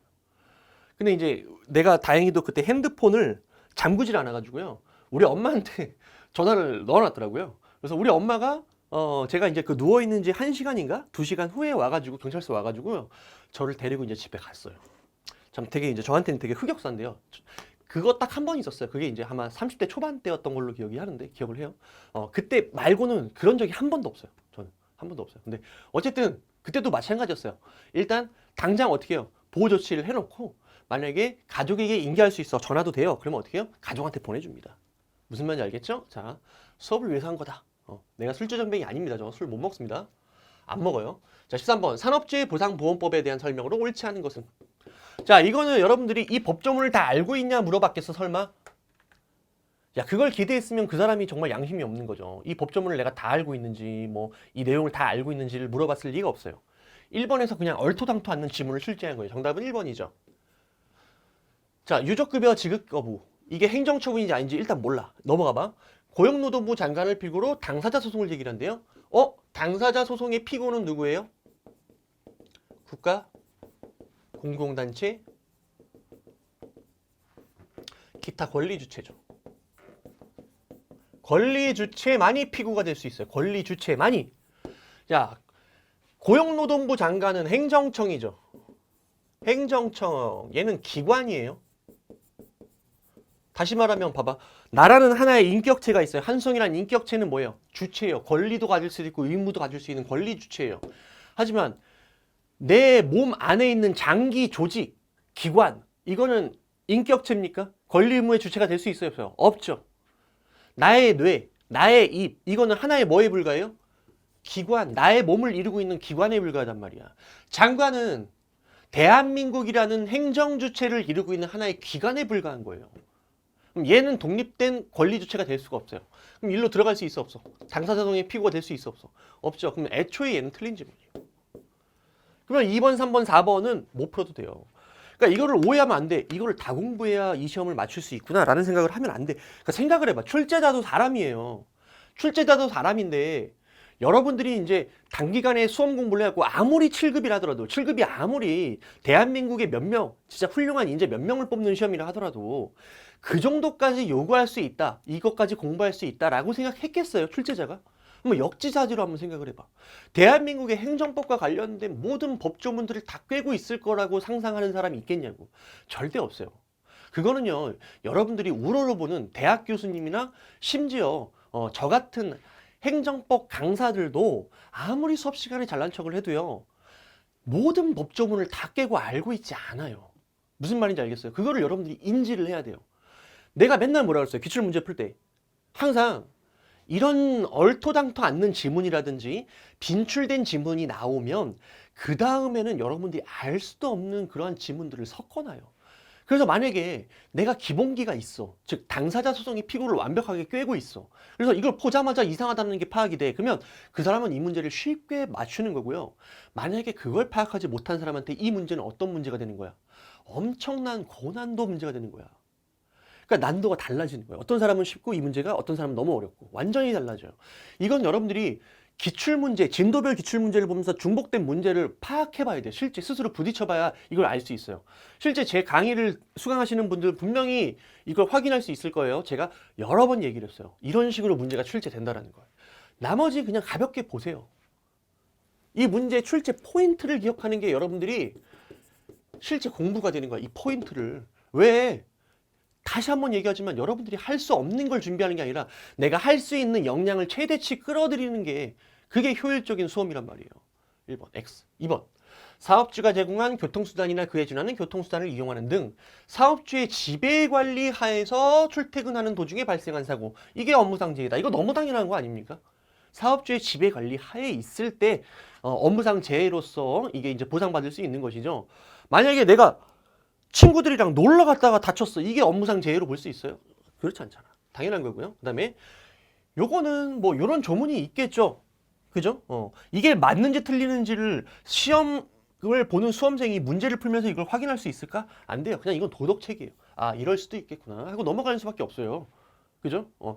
그 다음에 국회는 회계연도마다 예산의 범위에서 보험사업의 사무집행, 이러한 비용, 여기에 드는 비용을 일반 회계에서 부담한다. 이거 행정학 시험인가요? 자, 이 회계라는 게 일반 회계와 특별 회계가 구별이 되죠. 특별 회계라는 건 이제 특정한 사업 목적으로 들어가는 그러한 이 세입 세출 여기에 대해서 넣는 걸 이제 특별 회계라고 얘기를 하죠. 근데 이제 특별 회계 항목이 아니면 나머지는 일반 회계인 거라 일반 회계란 얘기 아니야? 그죠? 근데 내가 왜 말을 더듬을까? 미안해요. 저도 이걸 잘 몰라요. 4번은. 그죠? 전문성에 좀 약간 해를 있을 수도 있을 것 같은데 솔직히 말씀드리면 저는 이게 일반 회계에 들어가는지 솔직히 저는 몰랐어요. 어쨌든 저는 정답 1번 찍고 2, 3, 4번을 저는 만약에 수험생이었으면 안 봤을 것 같아요. 자, 요 정도 보고 행정학, 그죠? 우리 학원에 또 훌륭하신 행정학 선생님 있잖아요. 물어보세요. 자, 넘어가시고요. 그 다음에 14번 이행강제금. 자, 요거는 이제 틀린 문제가 없었죠. 자, 이행강제금은 시정명령 불이행이라는 과거 위반 행위에 대한 제재가 아니죠. 얘는 뭐가 아니라 행정벌이 아니야. 그러니까 설령 의무 불이행이 있다 하더라도 나중에 뒤늦게라도 의무를 이행하면 더 이상 이행강제금 부과할 수 있어요, 없어요? 없죠. 왜? 얘는 과거에 대한 제재가 아니기 때문에. 그럼 얘는 어떤 건데? 의무자에게 이행강제금이라는 심리적 압박을 주어 시정명령에 따른 의무 이행을 간접적으로 강제하는 수단의 성질을 가진다. 맞습니다. 예를 들어서 여러분들이 공부를 안 해. 그러면 공부를 할 때까지 주기적으로 이행강제금을 매겨. 그럼 여러분들 어때요? 돈 내기 싫어서도 어느 순간 공부를 시작할 거 아니야. 왜? 돈을 내야 된다는 심리적인 압박감을 견뎌내지 못하고 공부를 할 거예요. 맞는 지문이고요. 자, 그 다음에 건축법상 행정청은 의무자가 행정상 의무를 이행할 때까지 이행강제금을 반복해서 부과할 수 있죠. 이행강제금은 반복 부과가 가능합니다. 특히 이행강제금 벌이 아니기 때문에 중복되어도 얘는 뭐가 아니에요? 중첩적인 제재가 아니란 말이에요. 자, 그리고 이미 부과한 이행강제금은 징수해야 된다라는 게 우리 기출로 이미 나와 있고요. 제 기출 문제집에도 뻔히 나와 있죠. 이미 부과한 이행강제금만큼은 징수하도록 돼 있습니다. 그러니까 과거에 이행강제금을 부과했잖아. 그러면 이미 행정처분이라는 게 있으니까 거기에 따라 부과라는 얘기야. 다만 앞으로는 더 이상 부과하지 마라. 이게 건축법상 이행강제금의 취지였습니다. 그래서 뒷부분이 틀렸어요. 이거는 기출에서 똑같은 출제 포인트로 나온 적이 있기 때문에 당연히 맞히셔야 돼요. 자, 그 다음에 농지법에 따른 이행강제금을 부과할 때 그때마다 어떻게 해야 돼요? 부과할 때마다 계고를 해줘야 되겠죠. 징수한다는, 부과징수한다는 뜻을 미리 문서로서 알려야 됩니다. 자, 맞는 지문이고요. 자, 그 다음에 이행강제금 납부 의무는 무슨 의무라고 그랬습니까? 일신 전속적인 의무라고 그랬어요. 따라서 그 의무자에게만 부과되고요. 상속이나 이전성이 인정된다, 안 된다? 안 된다. 그래서 얘는 일신 전속적이다. 그러니까 이미 사망한 사람에게 이행강제금을 부과했다? 그럼 이건 당연히 무효예요. 왜? 상속이 안 되니까.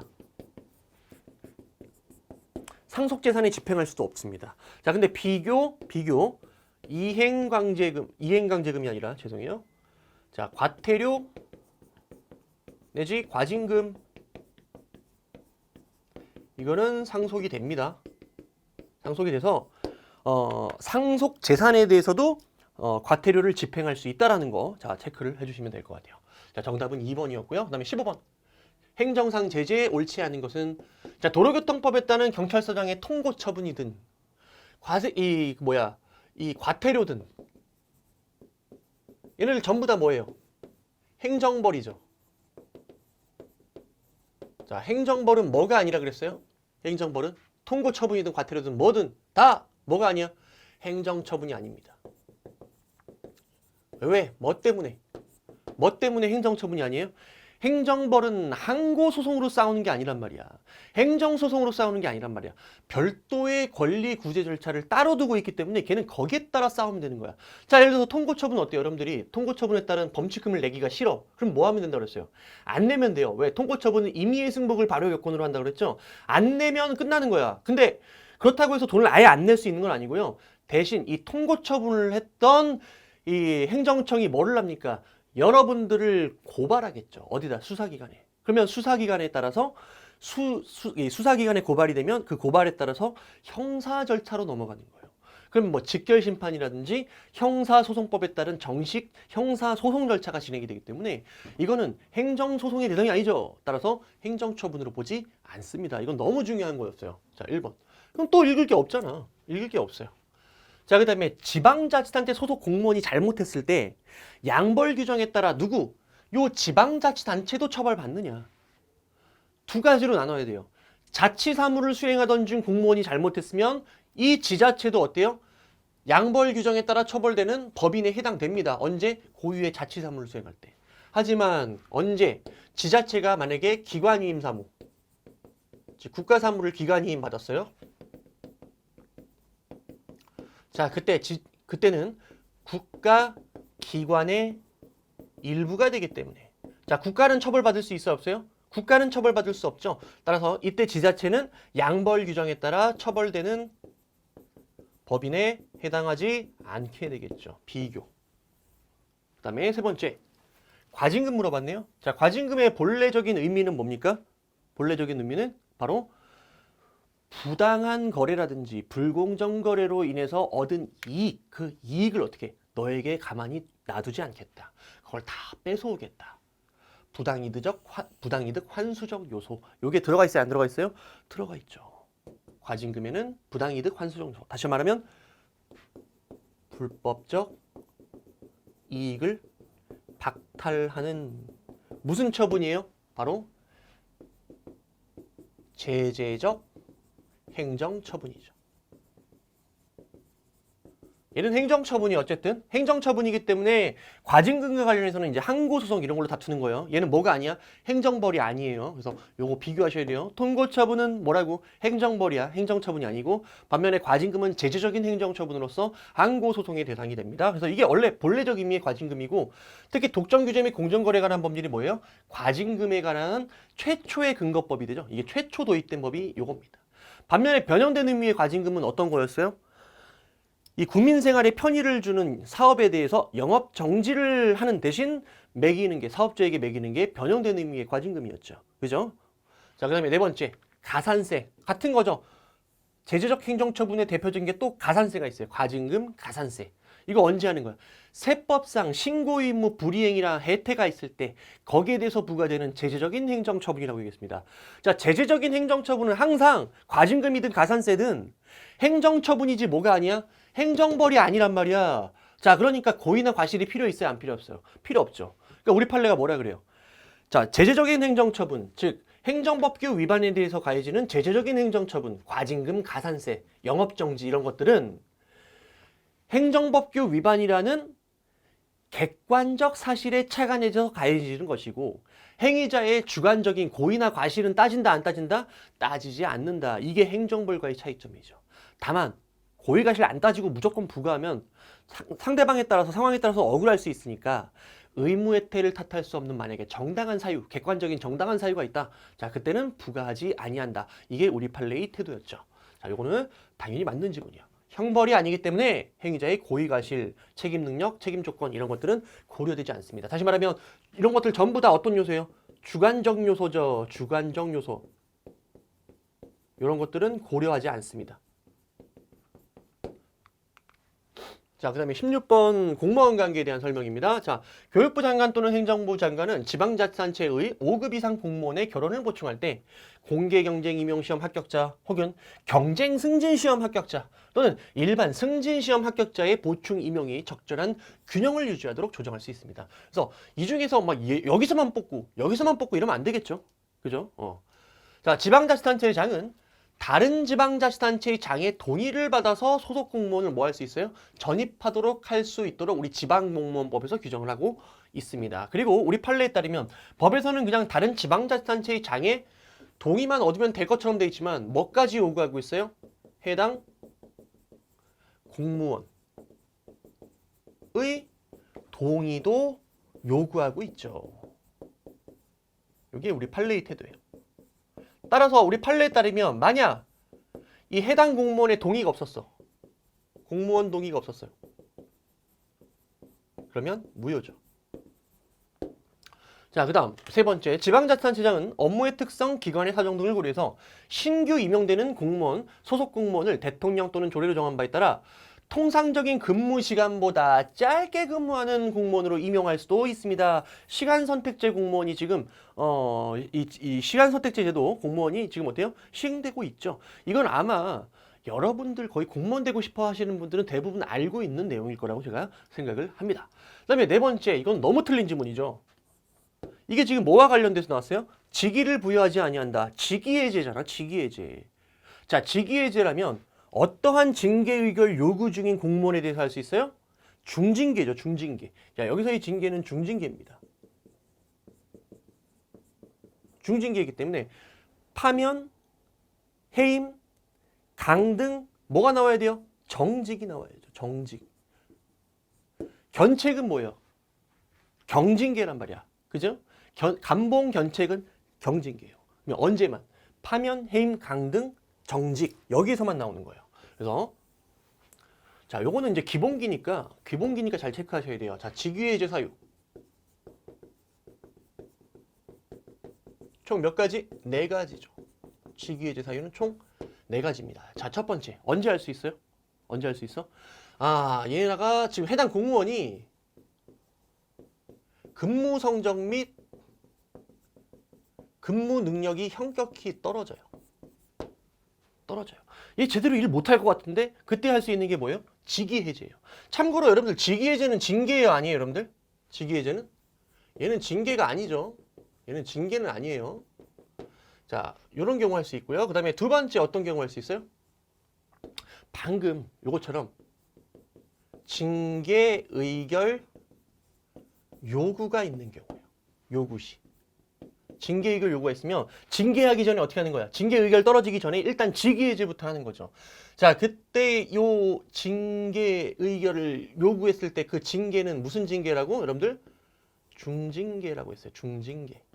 중징계. 그래서 방금 봤던 요 네 가지예요. 파, 면, 해, 임, 강, 등, 정직. 그래서 파해, 강정. 기억해주세요. 파해, 강정. 파해, 강정. 강정이 어때요? 강정이. 막 그 동글동글한 게 붙어 있는 게 강정 아니야? 강정을 파해. 파해 강정. 죄송합니다. 자, 파해 강정. 중징계다. 자, 이렇게 체크를 해 두시고요. 그다음. 자, 세 번째. 형사 기소 당한 경우. 형사 기소. 형사 기소라는 게 이제 이 사람이 형사상의 범죄를 저질러 갖고 검사가 기소를 했다는 얘기지. 그러면 형사 재판으로 지금 이제 넘어갔다는 얘기예요. 그런 사람이 어떻게 업무를 수행할 수 있겠어? 그때는 일단 직위해제하는 거야. 판결 나기 전에도. 아직 물론 형사 기소만 된 상태라면 형사 기소가 되면 그 사람이 이제 무슨 지위가 됩니까? 피고인의 지위가 돼요. 원래 피의자에서 검사의 기소로 피고인으로 전환이 됩니다. 자, 그러면 피의자든 피고인이든 어쨌든 유죄 판결이 확정되기 전까지는 무죄로 추정이 됩니다. 그럼에도 불구하고 우리 국가공무원법에서는 어때요? 일단 형사 기소된 사람이 어떻게 일을 제대로 할 수 있겠어? 직위해제할 수 있다라는 거 체크를 해주시면 될 것 같아요. 그 다음 네 번째, 아직 기소는 안 됐어요. 기소됐다는 얘기는 이제 피고인이 됐다는 얘기잖아. 형사재판 넘어갔다는 얘기잖아. 자, 이번에 아직 기소까지는 안 됐는데 수사 중이에요. 어떤 범죄 때문에. 아주 그냥 뭐라 그래야 될까요? 아주 그냥 중대한 비위 사실이 있어서.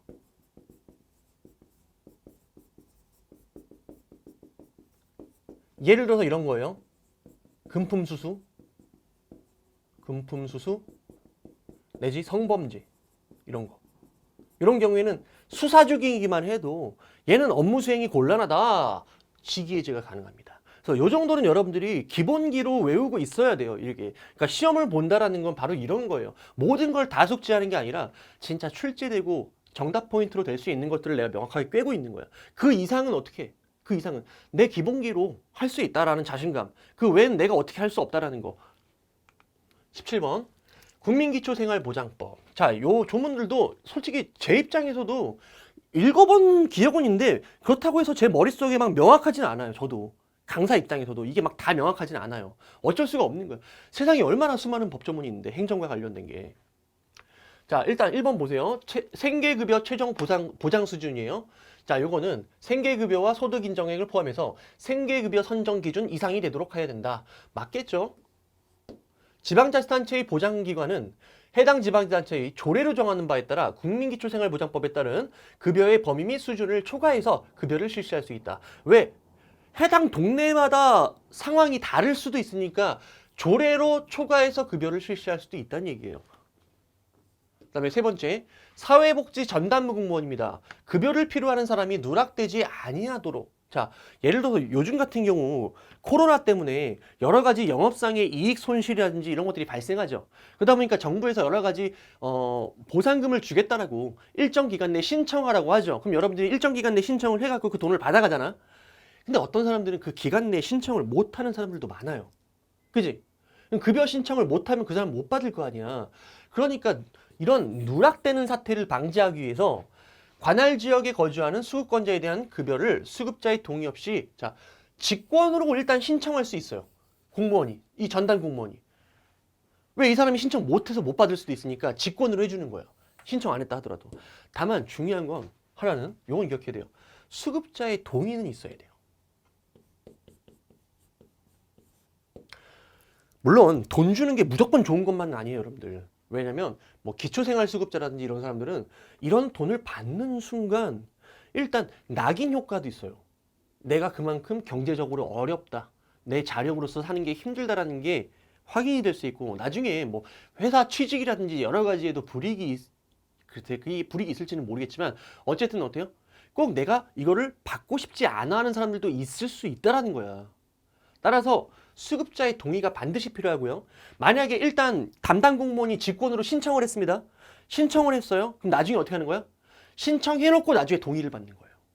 그러니까 원래 동의란 말은 사전동의인데 이건 어떻게 보면 이제 승인적인 의미로 볼 수 있죠. 사후 승인으로. 그러니까 공무원이 일단 신청해놓고 나중에 이제 그 사람한테 찾아가고 이러이러하고 본인이 신청 안 해줘갖고 제가 신청을 했습니다.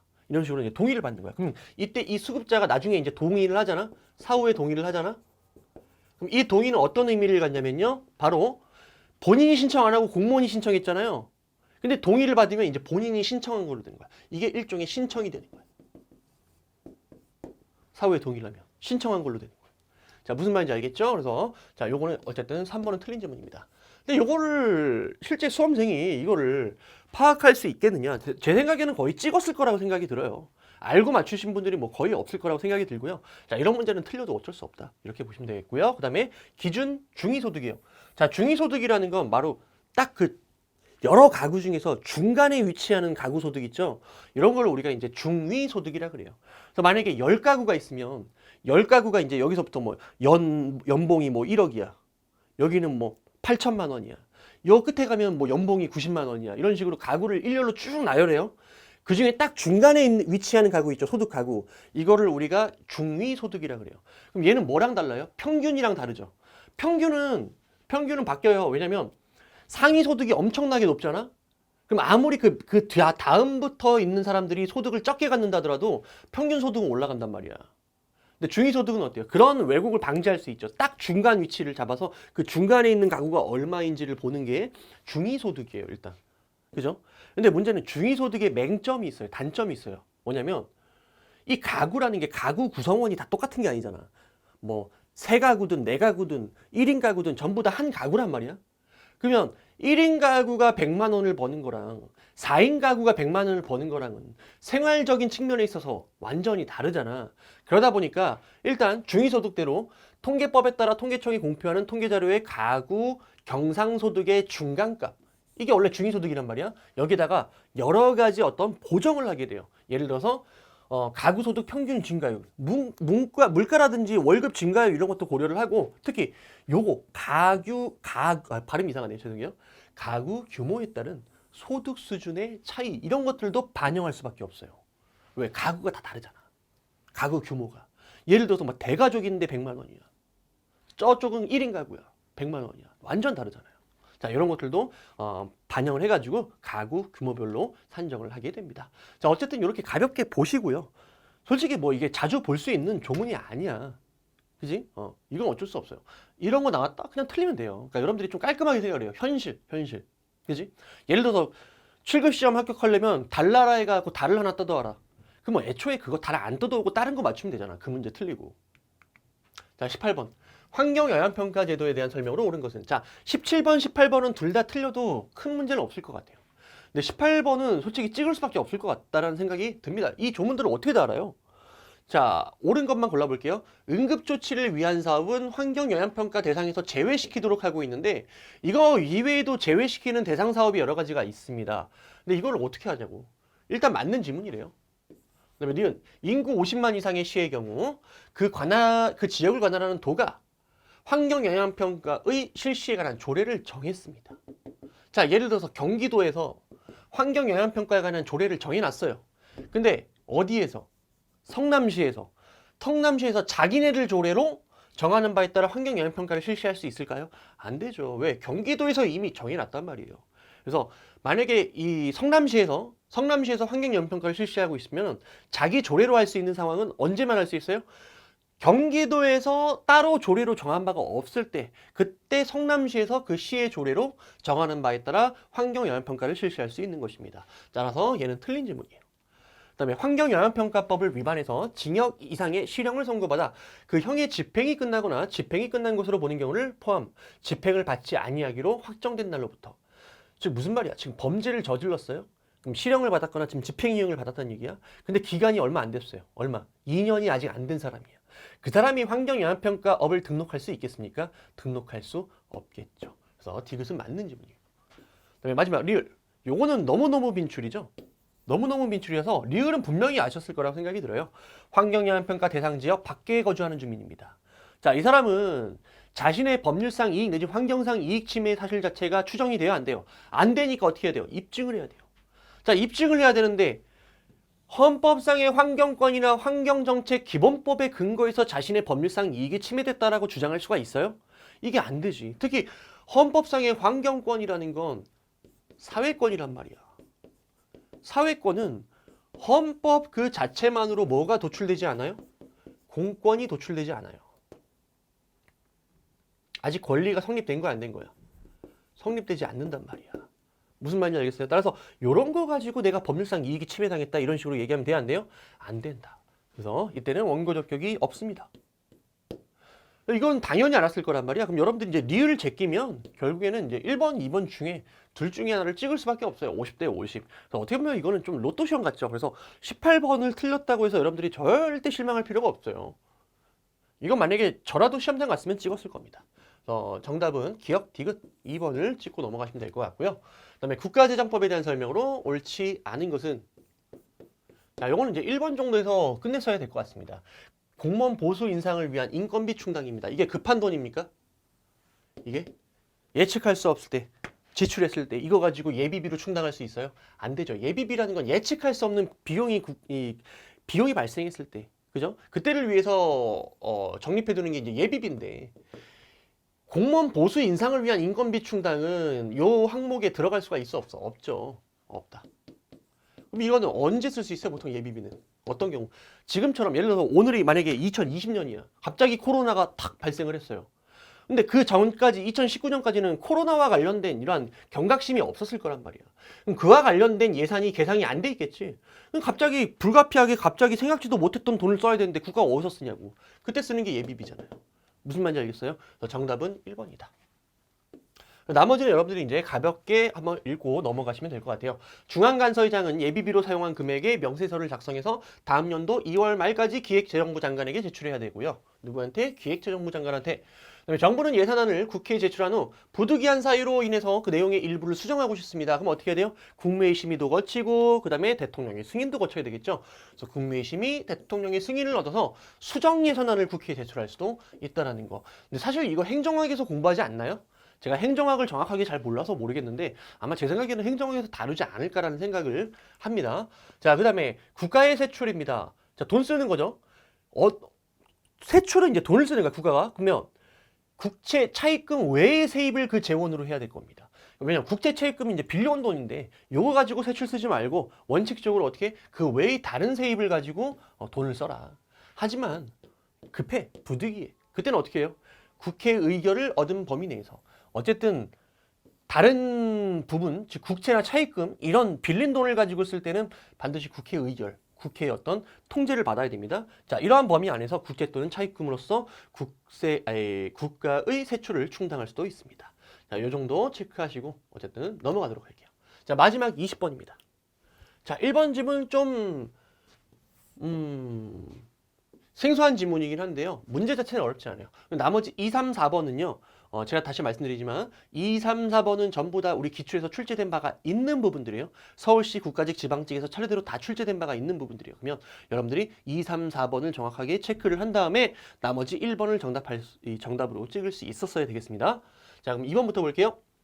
지방의회 의원이 지방자치단체의 장이 조례안으로서 제안한 행정기구를 종류 및 업무가 다른 행정기구로 전하는 수정안을 발의를 했대요. 자, 행정기구의 종류 및 업무와 관련된 권한은 누구 권한이에요? 지방자치단체의 권한이에요. 요거는. 지방자치단체의 권한이란 말이야.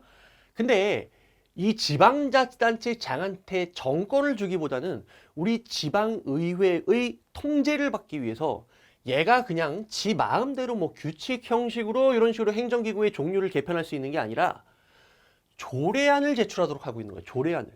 누가? 지방자치단체장이 조례안을 제출하는 거야. 그러면 조직 개편을 다 해놓은 다음에 이제 조례안으로 제출을 하면 지방의회에서 거기서 찬성을 하면 의결을 해주고 아니면 부결을 시키면 되는 거죠. 다시 말하면 지방의회에서 할 수 있는 건 뭐야? 찬성과 반대뿐이에요. 찬성과 반대. 왜? 실질적인 권한자는 얘기 때문에 내용을 정할 수 있어 없어? 지방의회에서. 내용은 정할 수 없어요. 단지 지방자치단체에 정한 요 내용에 대한 찬성과 반대만 할 수 있는 거예요. 근데 어떻게 했대요? 자, 지방자치단체장이 이제 이와 관련된 조례안을 지금 지방의회에 제출을 했어요. 그죠? 근데 요 지방의회 의원이 다른 행정기구로 전환하는 어떻게 수정안을 새롭게 발의를 해갖고 통과를 시키려고 하고 있대요. 되겠어 안 되겠어? 이거는 안 된다는 얘기야. 이건 주제 넘은 거예요. 주제 넘은 거야. 얘네들이 수정안을 만들어서 통과시키고 이런 건 안 되고요. 이건 오로지 누구 내용이라고? 누구 권한이라고? 지방자치단체 장의 권한이에요. 그럼 얘네는 뭐만 할 수 있다고? 찬성 반대만 할 수 있는 거예요. 조례안이 나왔을 때. 그다음에 세 번째, 호적사무도 많이 나왔죠. 호적사무는 누구 사무예요? 자치사무죠. 지자체의 자치사무. 기관임에 의해서 수행되는 사무가 아닙니다. 자, 그 다음에 지방자치단체의 장에 대한 직무이행 명령의 대상은 아까 우리 살펴봤던 거죠. 자치사무가 아니라 기관위임사무. 여기만. 그래서 이거는 이미 다 기출에서 여러 번 나왔던 내용들이니까 여러분들이 가볍게 보시면 정답을 1번으로 찍을 수 있어요. 자, 이게 어떤 내용이냐면, 자, 지자체가 있어요. 자, 지자체를 대표하는 대표자가 둘이 있죠. 대표자가 둘이 있습니다. 누가 있어요? 지자체장, 그죠? 지자체장. 장이 있고요. 그 다음에 교육감이 있어요. 교육 분야는. 그래서 지위 자체는 대등합니다. 둘 다 왜? 지자체를 대표하는 사람들이란 말이야. 그럼 이렇게 얘기할 수 있어요, 여러분들. 자, 이렇게 얘기할 수 있어. 지자체는 권리주체죠. 행정주체예요. 행정주체고요. 이 행정주체의 몸을 구성하는 하나의 기관이에요. 근데 장이랑 교육감이랑 둘이 지금 뭐야? 뭐 서로 욕하면서 지금 싸우고 있는 상황이겠죠? 자, 그때 도교육감이 어떻게 했어? 자기가 대표자라 그러면서 누구를 상대로? 해당 지자체를 상대로 소송 제기를 하는 거야. 그러면 어떻게 되는 거야, 이게? 자기가 자기 자신을 상대로 지금 소송을 제기하는 것과 똑같은 상황이 돼요. 마치 뭐랑 똑같은 거야? 내 뇌가 한수성을 상대로 소송을 제기를 해요. 지금 내 뇌가 내 입이랑 지금 싸운 거야. 야, 나는 이렇게 생각하는데 너 왜 말을 뇌에서 생각하는 것과 다르게 자꾸 거짓말을 하니? 그러면서 이제 뇌랑 입이 막 서로 싸우기 시작한 거야. 그러니까 어떻게 했어? 내가 열받아갖고 한수성을 상대로 소송을 제기를 했다고요. 어떻게 된다고? 자기가 자기를 상대로 소송을 제기를 한 거예요. 따라서 이거는 권리보호 이익이 없어서 부적법합니다. 그래서 정답은 1번이 되는 거예요. 다 한 몸이에요. 한 몸. 지자체를 소속하는 하나의 기관에 불과합니다. 얘네들 전부 다.